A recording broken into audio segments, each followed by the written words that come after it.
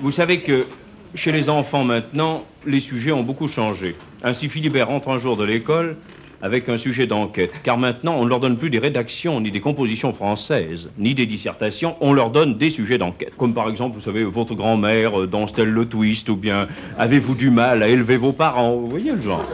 Et Philibert rentre à la maison avec le sujet d'enquête suivant. Voulez-vous dire comment vous êtes venu au monde? C'est assez délicat. Alors il va trouver son père. Mais dis donc, papa! Oui. Je voudrais poser une question, là, je voudrais savoir comment que... Je voudrais savoir comment que t'es venu au monde. Comment je suis venu au monde? Ben oui, quoi, comment que t'es né, alors tout ça, et puis que... Alors, comment que ça se fait, alors tout, quoi, je voudrais tout. Son père lui dit, mais c'était dans un poireau. Dans un poireau? Oui, mais enfin, le beau poireau. C'est ça, le poireau de concours, quoi. Ouais, très bien, en effet.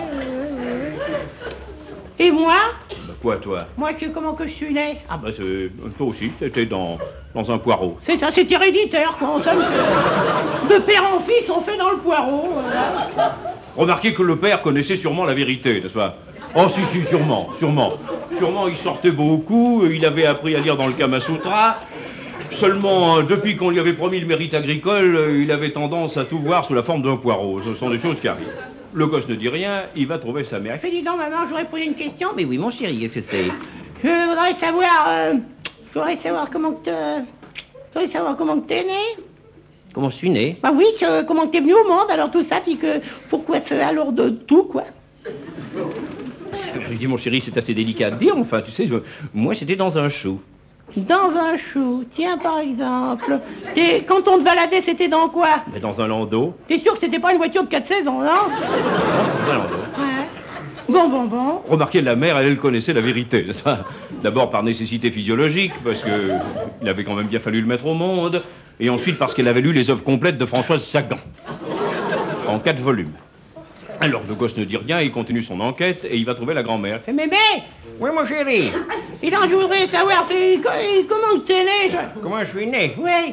Ah, oui, moi, je m'ai trouvé dans un navet. Dans un navet. Si ça continue, on va pouvoir faire un pot-au-feu. Allons, ça se présente assez bien.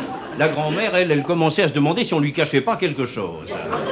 Parce qu'elle sortait pas beaucoup, la pauvre vieille, mais depuis quelque temps, elle avait la puce à l'oreille car elle lisait dans Rustica un feuilleton très osé qui s'intitulait « Vierge et mère de quintuplé ».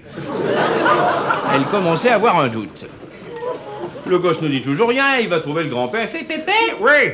Dis donc, je voudrais savoir comment que t'es né, toi. Moi, je m'en suis né. On m'a trouvé dans une carotte.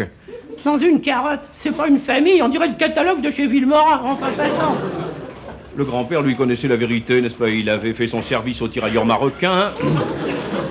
Et en plus de ça, il avait été secrétaire de Jean Cocteau pendant 3 ans. Il pouvait plus rien lui arriver.